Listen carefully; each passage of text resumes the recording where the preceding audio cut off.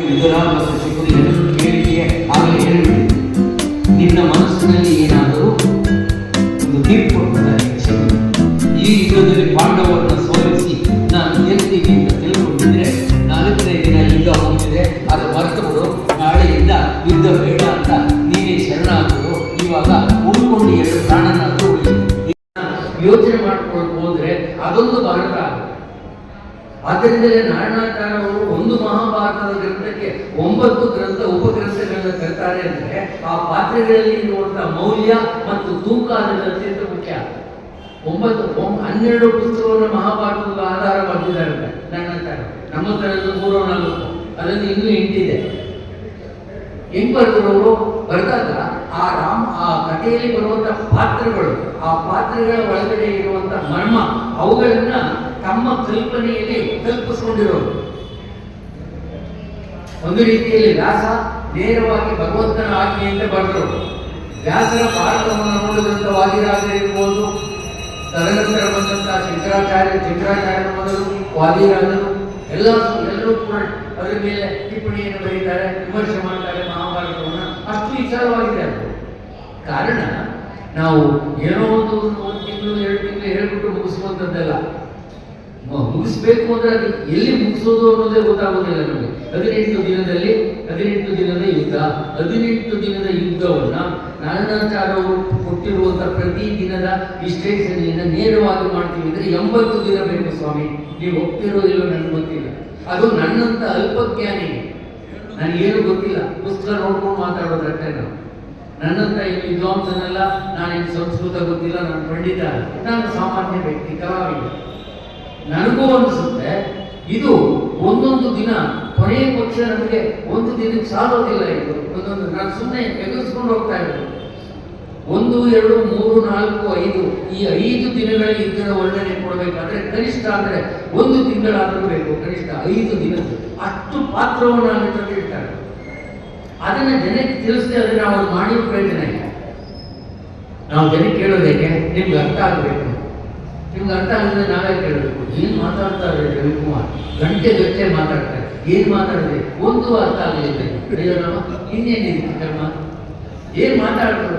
ಈ ವೇದಾಂತ ಅಂತ ಹೇಳೋದು ಗೊತ್ತಿಲ್ಲ, ಕೇಳೋದು ತಿಳಿಯಲ್ಲ. ಇದು ವೇದಾಂತ ಆಗಲ್ಲ. ಒಂದು ಚಿಕ್ಕ ವಿಷಯವಾದರೂ ನನಗೆ ಗೊತ್ತಿರುವಷ್ಟು ವಿಷಯವನ್ನ ಅಷ್ಟೇ ದೊಡ್ಡದಾಗಿ ನೀವು ಅರ್ಥ ಮಾಡಿಕೊಳ್ಳುವಂತೆ ವಿಶ್ಲೇಷಣೆ ಮಾಡಬೇಕು. ಅದರಲ್ಲಿ ನಮ್ಮತನ ಏನು ಇರಬಾರ್ದು. ಅದನ್ನು ವರ್ಣನೆ ಮಾಡುವುದಷ್ಟೇ ನಮ್ಮ ಕರ್ತವ್ಯ. ಮಾಡುವಾಗ ನಿಮಗೆ ನೇರವಾಗಿ ಅರ್ಥವಾಗುವಂತೆ ಬಹುತೇಕ ಪ್ರವಚನಕಾರರು ಮಾಡೋದಿಲ್ಲ. ಕೆಲವರು ಹೇಳ್ತಾರೆ, ಮನೆಗೆ ಬಂದು ಏನು ಕೇಳಿದ್ರೆ ಅರ್ಧ ಗಂಟೆ ಮಾಡಿದ್ರು ಕಣೆ, ಒಂದು ವಿಷಯನೂ ತಲೆಗತ್ತಿಲ್ಲ ಅಂತ ಮುಗಿದಾಯ್ತು. ಇಷ್ಟು 1 ಗಂಟೆಯಲ್ಲಿ ಮನೆಯವರು ಕೇಳಿದ ಒಂದು 2 ನಿಮಿಷವಾದರೂ ಹೇಳುವಂತ ಕತೆ. ಅದೇನು ಪಾರ್ವತಿ ಭಸ್ಮ ತಗೊಂಡು ಕೊಡ್ಲಿಲ್ವಂತೆ, ಅದಕ್ಕೆ ದೀಪ ಹಬ್ಬ ಬಂದಂತೆ. ಒಂದು ವಿಷಯನಾದ್ರೂ ಮನೆಗೆ ಹೇಳಿದ್ರೆ ಇವತ್ತಿನ ಪ್ರವಚನ ಕೇಳೋದಕ್ಕೆ ಸಾರ್ಥಕ ಆಯಿತು. ಆ ಒಂದು ಮಟ್ಟದಲ್ಲಿ ಸಾಮಾನ್ಯರಿಗೆ ತಿಳಿಸುವಂತ ಮಾಡಬೇಕು ಹೊರತು ನಮಗೆ ಗೊತ್ತಿದೆ ಅಂದ್ಕೊಂಡು ನಿಮಗೂ ತಿಳಿದೆ ನಮಗೂ ಗೊತ್ತಿದೆ ಅಂತಾರೆ ಮಾಡಬಾರ್ದು. ಶಕುನಿ ಕೃಷ್ಣ ಎಲ್ಲ ಗೊತ್ತಿರೋದು, ಅವನಿಗೇನು ಆಗೋದಿಲ್ಲ. ಇದರ ದ್ರೌಪದಿಗೆ ಏನು ಆಗುವುದಿಲ್ಲ, ಸುಮ್ಮನೆ ಇರು. ಆದ್ದರಿಂದ ಮಹಾಭಾರತದಲ್ಲಿ ಬರುವಂತ ಈ ಇಬ್ಬರು, ಒಬ್ಬ ತಂತ್ರಿ, ಒಬ್ಬ ಕುತಂತ್ರಿ. ತಂತ್ರ ಅಂದರೆ ಕೃಷ್ಣ, ಕುತಂತ್ರಿ ಅಂದರೆ ಶಕುನಿ. ಯಾಕೆ ಅಲ್ಲಿಗೆ ಅವೆರಡಕ್ಕೂ ವ್ಯತ್ಯಾಸ ಏನು? ಒಂದೇ ಅಲ್ಲ. ತಂತ್ರ ಅಂದ್ರೇನು? ಭಕ್ತನಿಗೆ ನೇರವಾಗಿ ಮನುಷ್ಯ ಗೆಲ್ಲುವುದಕ್ಕೆ ಭಗವಂತನಾದ ಕೃಷ್ಣ ಮಾಡಿದಂಥ ಉಪಾಯಕ್ಕೆ ತಂತ್ರ ಅಂತ. ಕುತಂತ್ರ ಶಕುನಿ ಏನ್ ಮಾಡಿದ? ಅನ್ನ ತಿಂದ ಮನೆಗೆ ಕೆಟ್ಟದ್ದಾಗುವಂತೆ ಮಾಡಿದಂಥ ತಂತ್ರ ಕುತಂತ್ರ, ಅದು ಶಕುನಿ ಮಾಡಿದ. ಇಲ್ಲಿ ತಂತ್ರ ಮತ್ತು ಕುತಂತ್ರಕ್ಕೆ ಇದೆರಡು ಮಾತ್ರ ವ್ಯತ್ಯಾಸ ಇರುತ್ತೆ. ಎರಡು ಒಂದೇ ಆಗಲಿಕ್ಕೆ ಸಾಧ್ಯವೇ? ಇದು ಬಹಳ ವಿಶೇಷ. ಅದರಲ್ಲಿ ಅಂತ ಶಕುನಿ ಹತ್ರ ಭೀಷ್ಮರನ್ನು ಕರ್ಕೊಂಡು ದುರ್ಯೋಧನ 3ನೇ ದಿವಸದ ಯುದ್ಧ ನಿನ್ನೆ ನಡೆದಿದೆ. ಆವಾಗ ಇವರಿಗೆ ಸಂಶಯ ಬಂತು. ದುರ್ಯೋಧನ ಅವನ ಸಾತ್ಯಕ್ಕೆ ಸೋತ, ಇವ್ರಿಗೂ ಮೋರ್ಚೆ ಬೆಳೆದು ಭೀಷ್ಮಾಚಾರ್ಯ ಸುಮ್ಮನೆ ನಿಂತಿದ್ರು. ಮೋರ್ಚೆಯಿಂದ ಎಚ್ಚೆತ್ತ ಮೇಲೆ ಭೀಷ್ಮರಿಂದ ಬಂದ ಹತ್ರ ಬರ್ತಾನೆ. ಆಚಾರ್ಯರೇ, ನನ್ನನ್ನು ಸಾಯಿಸಬೇಕು ಅಂತ ಮಾಡಿದ್ದೀರಾ, ಉಳಿಸ್ಬೇಕು ಅಂತ ಮಾಡಿದ್ದೀರಾ ಅಂತ ಕೇಳಿದೆ. ಯುದ್ಧ ರಂಗದಲ್ಲೇ ಅಯ್ಯ ನಿನ್ಗೆ ಏನು ಮಾಡಬೇಕು ಅಂತ ನಾವು ಆಗಲೇ ಹೇಳಿದ್ದೀವಲ್ಲ, ದಿನ ಬಂದು ಒಂದು ಕೇಳುವುದೇ ಆಗ್ಬೇಕಲ್ಲ. ನಿನ್ನ ಸೇನಾಧಿಪತಿ ಪಟ್ಟವೂ ಬೇಡ, ಏನು ಬೇಡ, ಇವತ್ತೇ ನನ್ನನ್ನು ಬಿಟ್ಟರು, ನಾನು ನಿನ್ನ ರಾಜ್ಯವನ್ನೇ ಬಿಟ್ಟು ಹೋಗ್ತೀನಿ. ಪ್ರತಿದಿನ ಇದನ್ನೇ ಕೇಳ್ತೀಯಲ್ಲ ನೀನು. ಮೊದಲೇ ಹೇಳ್ತೀವಿ, ನಾವು ಯುದ್ಧ ಮಾಡ್ತಾ ಇರುವುದು, ನಾನು ಯುದ್ಧ ಭೀಷ್ಮ, ನಾನು ಯುದ್ಧ ಮಾಡ್ತಾ ಇರುವುದು ನಾನು ಸಾಯುವುದಕ್ಕಾಗಿ, ನಿನ್ನನ್ನು ಸಾಯಿಸುವುದಕ್ಕಾಗಿ ಅಲ್ಲ. ನಿರ್ಣಯ ಹೇಳಿದ್ದಾನೆ, ನೋ ಡೌಟ್ ಅಟ್ ಆಲ್. ಪದೇ ಪದೇ ಬಂದಂತ ಕೇಳ್ತೀಯಲ್ಲ. ಇವತ್ತೇನಾಯ್ತು ಅದು ನೀವೇ ಕಣ್ಣಲ್ಲಿ ನೋಡುದಲ್ಲ. ಸಾತ್ಯಕ್ಕೆ ಬಿದ್ದೋಗಿದ್ದಾನೆ, ನನಗೆ ಮೋರ್ಚೆ ಬಂತು, ಸದ್ಯ ಮೋರ್ಚೆ ಬಂತು, ಸಾಯಲಿಲ್ಲ ನೀನು. ಮೋರ್ಚೆ ಬಂತು ಅಟ್ಟೆ ಎದ್ದು ಬಂದಿದ್ದೀಯ. ನಿಮ್ಮ ಮಾತನ್ನೆಲ್ಲ ಬೇಡ, ನಿಮ್ಮ ಮನಸ್ಸಿನಲ್ಲಿ ಏನಿದೆ, ಯುದ್ಧವನ್ನ ಸಂಪೂರ್ಣವಾಗಿ ಮಾಡಬೇಕು ಅಂತಾನೋ ಅರ್ಥ ಮಾಡಬೇಕು ಅಂತಾನೋ ನಾನು ಪದೇ ಪದೇ ಹೇಳುವುದಿಲ್ಲ. ಆವತ್ತೇ ಹೇಳಿದ್ದೆ, ಯುದ್ಧ ಮಾಡ್ತಾರೆ, ಎಲ್ಲಿ ಧರ್ಮ ಇದೆಯೋ ಅಲ್ಲಿ ಜಯ ಬರುತ್ತೆ. ಯಾರಿಗೆ ಜಯ ಅಂತಲೂ ಹೇಳಿಲ್ಲ ಭೀಷ್ಮರು. ಅದಕ್ಕೆ ದೊಡ್ಡವರು ಇನ್ನೊಬ್ಬರಿಗೆ ತೊಂದರೆ ಆಗಲಿ ತರ ಮಾತಾಡಬೇಕು, ನೀವು ತಿಳ್ಕೊಳ್ಬೇಕು ಅನ್ನೋ ಅರ್ಥವನ್ನು ಕೊಡುವುದು ಪ್ರಜಾಪ್ರಭುತ್ವ ಅಂತ, ಸ್ವತಂತ್ರ ಅಂತಲ್ಲ. ಅರ್ಥ ಮಾಡ್ಕೊಂಡೇ ಇಲ್ಲ ರಾಜಕೀಯದವರಿಗೆ. ಕೇಳಿ ಪ್ರಜಾಪ್ರಭುತ್ವ ಅಂದ್ರೆ ಏನು? ಪ್ರಜಾಪ್ರಭುತ್ವ ಅಂದ್ರೆ ಪ್ರಜೆ ನಮ್ಮ ಕೈ ಕೆಳಗಡೆ ಇರ್ಬೇಕ್ರಿ ಅಂತಾನೆ. ಅವಾಗ ಏನೋ ಭೂಕಾಸ ಜ್ಞಾನ ಇದೆ ಅಂತ ಆಯ್ತಾ ಅವನಿಗೆ. ನೀನು ಪ್ರಜೆಯ ತತ್ವಕ್ಕೆ ಬದ್ಧನಾಗಿರ್ಬೇಕು, ಅದಕ್ಕೆ ನೀನು ಓಟ್ ಕೊಡೋದವನು.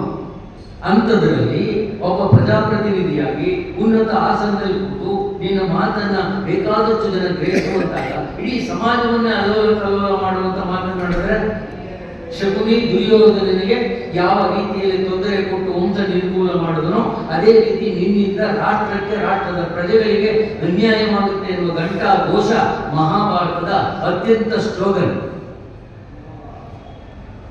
ಯೋಚನೆ ಮಾಡುವಾಗಿಲ್ಲ, ಮಹಾಭಾರತ ಹೇಳ್ತಾ ಇರೋದು ನಾವಲ್ಲ. ರಾಜಕೀಯದವರು ಮತ್ತು ರಾಮಾಯಣ ಕೇಳದೇ ಇದ್ರೂ ಪರವಾಗಿಲ್ಲ, ಮಹಾಭಾರತ ಓದ್ಕೊಂಡು ಎಲೆಕ್ಷನ್ ನಿಲ್ಲಬೇಕು. ಮಹಾಭಾರತದಲ್ಲಿ ಯಾವ ಕಥೆ ಕೇಳಿದ್ರು ಹೇಳ್ಬೇಕು ಅವನು, ಅಂಥವನು ಮಾತ್ರ ಓಟ್ ಹಾಕ್ತಾರೆ. ಎಲ್ರಿಗೂ ಓಟ್ ಹಾಕೋದು. ಮಹಾಭಾರತ ಪೂರ್ತಿ ಓದಿದ್ದವನು ಎಲೆಕ್ಷನ್ ನಿಲ್ಲಬೇಕು, ಅವನ ಪರಿಚಯ ಮಾಡಬೇಕು. ಮಹಾಭಾರತ ಓದಿದ್ದೇನೆ, ಧರ್ಮರಾಯ ಅಂದ್ರೆ ಏನು, ದುರ್ಯೋಧನ, ಇವರಿಬ್ಬರು ಪಾತ್ರ ಕೇಳ್ಬಿಡಿ ಸಾಕು. ದುರ್ಯೋಧನ ಎಂತ ಒಳ್ಳೆಯವನ್ರಿ ಅಂದ್ರೆ ಅವನು ಓಟ್ ಹಾಕಿದ್ರೆ ನಮ್ಮ ತಲೆ ನುಣ್ಣಗಾಯ್ತು ಅಂತಾನೆ. ಹೌದು, ದುರ್ಯೋಧನನ್ನು ಒಳ್ಳೆಯವನು ಅಂತವನು, ಅವನು ಎಷ್ಟು ಒಳ್ಳೆಯವನಾಗಿದ್ದಾನೆ ಅಂತ ಲೆಕ್ಕ ಮಾಡ್ಕೊಳ್ಳಿ. ಅವನು ಎಷ್ಟು ಜನ ಸೀರೆ ಹೇಳ್ತಿದ್ನೋ ಏನ್ ಮಾಡಿದ್ನೋ ಅಂತವ್ರು ಬಾಯಿಲೆ ಯುದ್ಧ ಮಾಡ್ಕೊಳ್ಳಿ. ಏನ್ ಮಾಡಲ್ಲ. ಮಹಾಭಾರತ ಅಂದ್ರೆ ರಾಜಕೀಯ ಸ್ವಾಮಿ, ದಯವಿಟ್ಟು ತಿಳ್ಕೊಬೇಡಿ.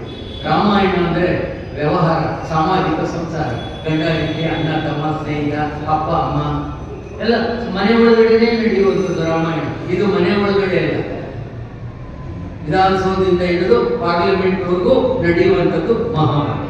ಆದ್ದರಿಂದ ಅನಿವಾರ್ಯವಾಗಿ ರಾಜಕೀಯ ಬರುತ್ತೆ, ಅದು ನೇರವಾಗಿ ಬರದೇ ಇದ್ರು ನುಸುಳಿಕೊಂಡು ಬರುತ್ತೆ. ಅಂತೂ ಭೀಷ್ಮಾಚಾರ್ಯ ಸಮಾಧಾನ ಇಲ್ಲದೆ ಅವರನ್ನು ಜೊತೆಯಲ್ಲಿ ಕರ್ಕೊಂಡು ಶಕುನಿ ಹತ್ರ ಬಂದ. ಶಕುನಿ ರಾತ್ರಿ ವಿಶ್ರಾಂತಿಯಲ್ಲಿದ್ದ.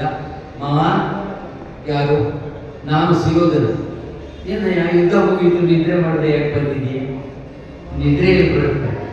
ಇನ್ನು 18 ದಿನ ನಿದ್ರೆ ಇಲ್ಲ, ಒಟ್ಟಿಗೆ ನಿದ್ರೆ ಕೊನೆಯ ದಿನ ಬರುತ್ತೆ. ಇನ್ನು ಮತ್ತೆ ಹೇಳುವಾಗೇ ಇಲ್ಲ. ಆ ನಿದ್ರೆ ಬರುವಾಗ ಈ ನಿದ್ರೆ ಬರೋದಿಲ್ಲ. ಯಾರು ನಿದ್ರೆ ಬರುವುದಿಲ್ಲ ಅಂತ ಯೋಚನೆ ಮಾಡ್ತಾರೋ ಮುಂದೆ ದೊಡ್ಡ ಇದಿರುತ್ತೆ ಅವರು. ನಿದ್ರೆ ಬರದೇ ಇದ್ರು ನಮಗೆ ನಿದ್ರೆ ಬರೋದಿಲ್ಲ ಅಂತ ಇನ್ನೊಬ್ಬರ ಹತ್ರ ಹೇಳ್ಕೊಳ್ಬಾರ್ದು. ಬರದೇ ಇದ್ರು ಬೇರೆ ಕ್ರಮ ಇದೆ. ನಿದ್ರೆ ಬರದಿದ್ರೆ ಓದಬೇಕು, ಒಂದು ಪುಸ್ತಕ ಇಟ್ಕೊಂಡಿರ್ಬೇಕು. 12 ಗಂಟೆ ಆದ್ರೂ ನಿದ್ರೆ ಬರಲಿಲ್ಲ ಅಂದ್ರೆ ಪುಸ್ತಕ ಇಟ್ಕೊಂಡು ಕೂತ್ಕೊಳ್ಳಿ, 1/4 ಗಂಟೆ ತೂಗು ಕುಡಿಕೆ ಬರುತ್ತೆ, ನಿದ್ರೆ ಬರುತ್ತೆ. ಅದು ಮಾಡಲ್ಲ. ನಿದ್ರೆ ಬರೋದು ಒಳ್ಳಾಡ್ತಾರೆ, ಮನೆಯವ್ರಿಗೆಲ್ಲ ನಿದ್ರೆ ಬರೋದಿಲ್ಲ ಅಂದ್ರೆ ಅವರು ನಿದ್ರೆ ಗೆಡಿಸ್ತಾರೆ. ಓದಿ ಕೂತ್ಕೊಂಡು, ಅತ್ಯಂತ ಮುಖ್ಯ. ಲೈಬ್ರರಿ ನೋಡಿ, 20 ಜನ ಕೂತಿರ್ತಾರೆ, 10 ಜನ ನಿದ್ರೆ ಮಾಡ್ತಾ ಇರ್ತಾರೆ, 10 ಜನ ಓದ್ತಾ ಇರ್ತಾರೆ. ಲೈಬ್ರರಿ ತೂಗಿಸ್ಕೊಂಡು ಮನೆಯಲ್ಲಿ ಜಾಗ ಇಲ್ಲ. ಯಾಕೆಂದ್ರೆ ಓದುವುದರಿಂದ ಬರುವುದೇ ನಿದ್ರೆ. ಯಾರಿಗೆ ನಿದ್ರೆ ಬರುತ್ತೆ ಓದಿದ್ರೆ? ಆ ಪ್ರಶ್ನೆ ಕೇಳಬೇಕು. ಸುಮ್ಮನೆ ಓದುವವರಿಗೆ ನಿದ್ರೆ ಬರುತ್ತೆ. ನಮ್ಗೆ ಯಾಕೆ ನಿದ್ರೆ ಬರೋದಿಲ್ಲ? ನಮ್ಗೆ ನಿದ್ರೆ ದೂರ ಆಗುತ್ತೆ ಓದಿದ್ರೆ. 1:30 ಗಂಟೆ ಮನೆಯವರು ಹೇಳ್ತಾರೆ, 2:30 ಗಂಟೆ ಆಯ್ತು, ಲೈಟ್ ಆಫ್ ಮಾಡಿಲ್ವಲ್ಲಪ್ಪ ನೀನು ಅಂದ್ರೆ ಹೌದೇನೋ ನೋಡಿದ್ರೆ 2:30 ಗಂಟೆ ತೂಕುಡಿಕೆ ಮುಂದೆ ನಿದ್ರೆನೂ ಬರಲಿಲ್ಲ. ಕಾರಣ ಓದಬೇಕು ಅಂತ ಓದೋದು, ನಿದ್ರೆ ಬರಬೇಕು ಅಂತ ಓದೋದು, 2 ಕಾರಣ. ಎಷ್ಟು ವ್ಯತ್ಯಾಸ ಇದೆ ಮಾತಿನಲ್ಲಿ. ಆದ್ದರಿಂದ ಶಕುನಿ ನಿದ್ರೆ ಮಾಡಿದ್ರೆ ಯಾಕಪ್ಪ ಬಂದ್ರೆ? ಏನಿಲ್ಲ, ನಿನ್ನೆ ನೋಡುದಲ್ಲ ನನ್ನ ಪರಿಸ್ಥಿತಿ ಏನಾಯ್ತು ಯುದ್ಧದಲ್ಲಿ ನನ್ನ ಗತಿ. ಯುದ್ಧದಲ್ಲಿ ಏನಾಗುತ್ತೆ? ಪರ ವಿರೋಧ.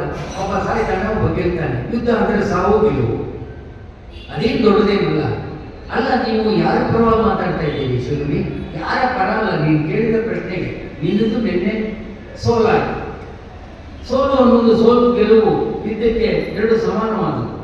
ಯಾರು ಸೋಲ್ತಾರೆ ಯಾರು ಗೆಲ್ತಾರೆ ಅನ್ನೋದು ಕೊನೆಯಲ್ಲಿ ನಿರ್ಣಯವಾಗಬೇಕು. ಅದು ನಿರ್ಣಯವಾಗಬೇಕಾದ್ರೆ ಅದಕ್ಕೆ ಧರ್ಮಾಧರ್ಮಗಳ ಅತೀತತ್ವ ಇರಬೇಕು. ಪಾರಮಾರ್ಥಿಕ ತತ್ವದಲ್ಲಿ ಅತೀತವಾಗಿ ಪರಮಾತ್ಮನನ್ನು ಅರ್ಥ ಮಾಡಿಕೊಳ್ಳುವ ಪರಮಾತ್ಮ ತತ್ವ ಇದೆ ಅಂತ ಶಂಕರಾಚಾರ್ಯರೆಲ್ಲ ಕ್ಲಿಷ್ಟ. ಹೌದು, ಸುಲಭವಾಗಿ ನಮಗೆ ಅದೇನು ಅತೀತ ಭಕ್ತಿ ಅಂತ ಪರಮಾತ್ಮನನ್ನು ಮೆಚ್ಚಿಸಿ ಮೇಲೆ ಹೋಗುವಂಥದ್ದು ಒಂದಿದೆಯಂತೆ. ಈ ಪರಮಾತ್ಮನೇ ಕಾಣಲಿಕ್ಕಾಗಲಿಲ್ಲ, ಈ ನಾವು ಮೇಲಿರೋದನ್ನು ಹುಡುಕೋದು ಯಾವಾಗಲ್ರಿ ನಾವು? ಅತೀತ ಶಕ್ತಿ ಎನ್ನೋದು ಆವಾಗ ನೀನೇ ದೇವರು. ಇವತ್ತು ಯಾರಾದರೂ ಒಂದು ಮಾತು ಹೇಳಿದ್ರೆ ನಡೆಯುತ್ತೆ, ಅದು ಹಾಗೆ ನಡೆಯುತ್ತೆ ಅಂದರೆ ಅವನು ಆ ಮಟ್ಟಕ್ಕೆ ಮುಟ್ಟಿದ್ದಾನೆ ಅಂತ. ಸುಮ್ಮನೆ ಹೇಳ್ಬಿಟ್ರೆ ಅಲ್ಲ, ಕೆಲವರು ಹೇಳ್ತಾರೆ ನೀವು ಹೇಳಿದಂಗೆ ನಡೆಯುತ್ತೇರಿ ಅಂದರೆ ಆ ಒಂದು ಅತ್ಯಂತ ಅತೀತವಾದ ಶಕ್ತಿ ಅವನಲ್ಲಿ ಪರಮಾತ್ಮನಿಂದ ಯುಕ್ತವಾಗಿದ್ದರೆ ಮಾತ್ರ ಅದು ಸಾಧ್ಯವಾಗುತ್ತೆ, ಹೊರತು ಇಲ್ಲದೆ ಇದ್ರೆ ಸಾಧ್ಯವಾಗುವುದಿಲ್ಲ. ಬಂದ ವಿಷಯ ಏನು ಹೇಳು ದುರ್ಯೋಧನ? ಏನಿಲ್ಲ, ಆಚಾರ್ಯ ಭೀಷ್ಮರನ್ನ ಸಂಪೂರ್ಣ 100ಕ್ಕೆ 100 ಭಾಗ ಯುದ್ಧ ಮಾಡುವಂತೆ ನೀನು ಸಿದ್ಧ ಮಾಡಬೇಕು, ಅದಕ್ಕೆ ನಿಮ್ಮಲ್ಲಿ ಬೇಡ್ಕೊಳ್ಳಿಕ್ಕೆ ಬಂದಿದ್ದೀನಿ ಅಂತ ದುರ್ಯೋಧನ. ಅಲ್ಲಯ್ಯ, ನಿನಗೇನಾದ್ರು ತಲೆಯಲ್ಲಿ ಬುದ್ಧಿ ಇದೆಯಾ ಅಂತ ಶನಿ? ಯಾಕೆ? ಭೀಷ್ಮಾಚಾರ್ಯ ಯಾರು? ಆಚಾರ್ಯ. ಇವತ್ತಿನ ಯುದ್ಧದಲ್ಲಿ ಅವ್ರಿಗೆ ಏನು ಸ್ಥಾನ ಕೊಟ್ಟಿದೆಯೇ? ಸೇನಾಧಿಪತಿ ಪಟ್ಟ. ಸೇನಾಧಿಪತಿಯ ಪಟ್ಟದ ಒಂದು ಕಾರ್ಯ ಹೇಗೆ ನಡೆಯುತ್ತೆ? ಎಲ್ಲವೂ ಅವನ ಅಧೀನ ನಡೆಯಬೇಕು. ಇಂಥದ್ರಲ್ಲಿ ನಾವು ಅವನನ್ನು ಸಿದ್ಧ ಮಾಡುವುದರ ಅರ್ಥ ಏನಿದೆ? ಬುದ್ಧಿ ಕಡಿಮೆಯಾಗಿ ಮಾತಾಡುವುದಕ್ಕೆ ಇದೇ ಒಂದು ಸಾಕ್ಷಿ. ಪೂರ್ತಿ ಬುದ್ಧಿವಂತನಾಗಿ ಒಂದು ಮಾತನ್ನು ದುರ್ಯೋಧನ ಇವತ್ತು ನೋಡಾಡಿಲ್ಲ, ಬರೀ ಗಡ್ಡೆ ಮಾತೆ, ಒಂದು ಮಾತು ಮಾಡಿಲ್ಲ.